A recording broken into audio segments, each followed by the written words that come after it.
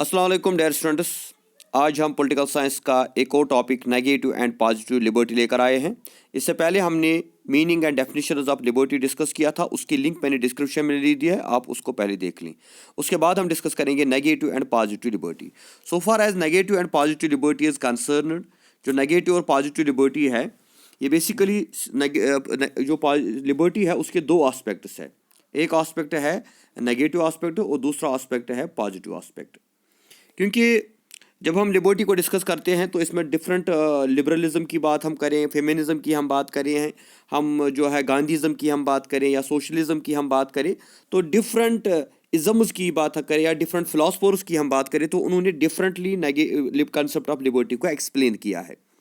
तो आज पहले हम डिफाइन करेंगे negative liberty. Negative liberty means absence of all restrictions. It implies the absence of restrictions and maximum freedom of action.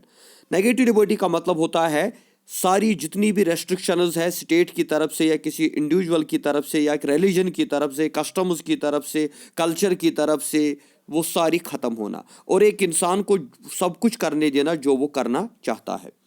जिस तरह हम लिबरलिज्म की बात करते हैं तो लिबरलिज्म में जब बोला गया था कि इंडिविजुअल को फ्रीडम मिलनी चाहिए, इंडिविजुअल रैशनल है, इंडिविजुअल को दिमाग है, अक्ल है, शऊर है, वो अपना अच्छा और बुरा खुद समझता है, इसलिए उसको जो है पूरी आज़ादी मिलनी चाहिए, freedom of thought, freedom of expression, freedom of belief.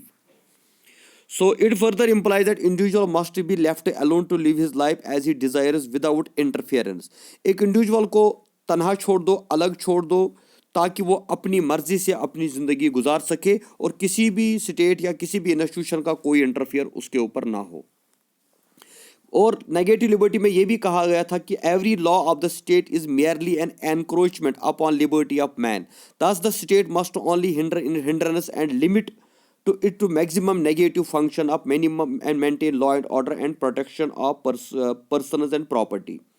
तो लॉ जो होता है ये एक इंडिविजुअल की फ्रीडम को कंट्रोल करता है, उसको रोकता है, या हम कह सकते हैं उससे उसकी आज़ादी छीनता है। इसलिए स्टेट को जो है एक इंडिविजुअल के हर एक मामले में इंटरफेयर नहीं करना चाहिए, बल्कि स्टेट का काम है लॉ एंड ऑर्डर को मेंटेन करना और protection of person and property करना। इसके अलावा जो इंडिविजुअल है उसकी सोशल, इकोनॉमिकल, पॉलिटिकल लाइफ जो है उसमें स्टेट का कोई इंटरफेयर नहीं होना चाहिए।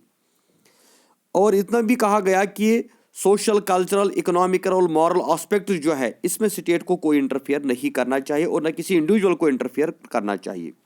Because liberty alone can enable a person to develop his personality, the state laws kill it. क्योंकि जो स्टेट के लॉज होते हैं वो इसको मार देते हैं। Man must be left alone so as he does not interfere with his neighbor.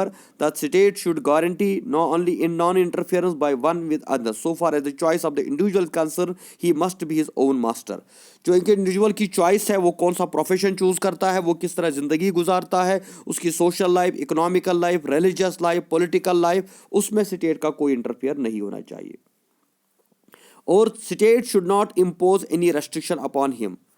State has only two functions, यानी maintenance of law and order और जो है एग्रेशन एंड जो एग्रेशन होता है उससे रोकना।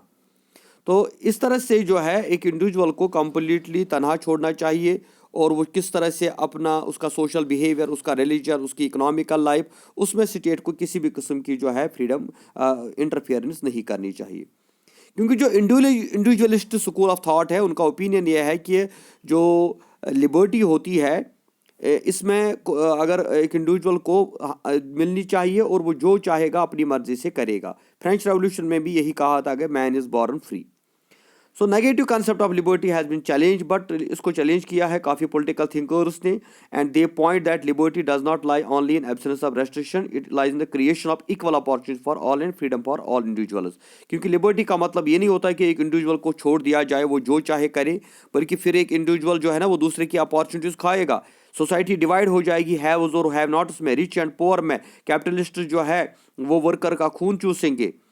तो इस तरह से हर एक इंसान को, रूलर हो या जिसके ऊपर रूल किया जाता है, सबके लिए कानून होना चाहिए, सबके लिए रेस्ट्रिक्शन का होना ज़रूरी है। अदरवाइज एक ह्यूमन बीइंग दूसरे की जो है लाइफ को हेल बना देगा और वो दूसरे के लिए काफ़ी डेंजरस हो सकता है। क्योंकि negative liberty is very dangerous. Complete absence of restrictions will lead to a situation in which might is right. ये तो फिर माइट इज राइट वाला कानून बनेगा जो स्टेट ऑफ नेचर में होता था कि एक इंसान जो चाहता था करता था। क्योंकि फिर strong will have their own way, the weak will live in the constant fear. The negative form of liberty can be discussed under the following headings. तो नेगेटिव लिबर्टी में जिन चीज़ों के ऊपर फोकस किया गया था, पहली ये चीज़ थी, liberty is the absence of restriction, individual is rational and knows his best interest, state comes into picture only if someone is liberty clashes with another, no connection between liberty and equality, democracy no guarantee of equality, individual freedom is reduced with the growth of state activities, the government is best which governs least, open competition is the best means for development, the protection of policy of government is not right। तो इस तरह से political and civil liberty is more important than economic liberty. तो ये था negative aspect of liberty, जिसमें complete independence की, complete freedom की बात की गई थी और इंडिविजुअल को सोशल, कल्चरल, इकोनॉमिकल या मॉरल लाइफ में पूरी तरह से आज़ाद छोड़ा गया।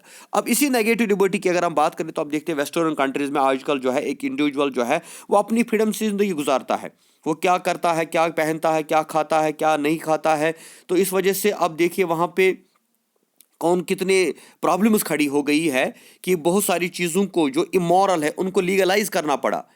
आज वहाँ मज़हब के मामले में, मॉरलिटी के बारे में, एथिक्स के बारे में, वैल्यूज़ के बारे में कोई बात नहीं करता, क्योंकि लोग अपनी फ्रीडम की बात करते हैं, जिसकी जो मर्जी होती है वो वही करता है। तो इस तरह से वहाँ पे आप देखिए कितना इमोरलिटी आ गई है, अनएथिकल चीज़ें आ गई है। तो इस वजह से हम चाहते हैं कि जो नेगेटिव लिबर्टी है इसके बहुत सारे डिमेरिट्स है। That is why positive concept of liberty जो है, the real liberty is possible only when each one of us accept some restrictions on our freedom. Positive liberty का मतलब होता है जब हम में से हर एक इंसान अपनी लिबर्टी के ऊपर कोई रेस्ट्रिक्शन, कोई बंदिश लगा देता है और अपनी फ्रीडम को लिमिट करता है।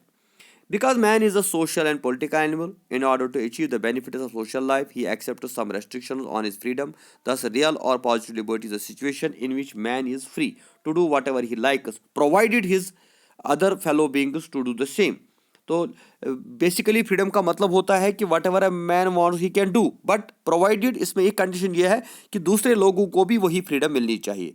If you enjoy right to freedom of thought and expression, other people should be given the same freedom, because we are social and political animals, we live in a society। तो positive liberty का concept मतलब होता है your freedom ends where my nose begins. ये एक truth है इसका। It means you can do anything you like so long as you do not touch my freedom. Positive liberty means that state creates positive conditions for the good life. The state should perform not merely negative functions, creating hindrance, but must organize positive services and conditions which individuals cannot produce alone।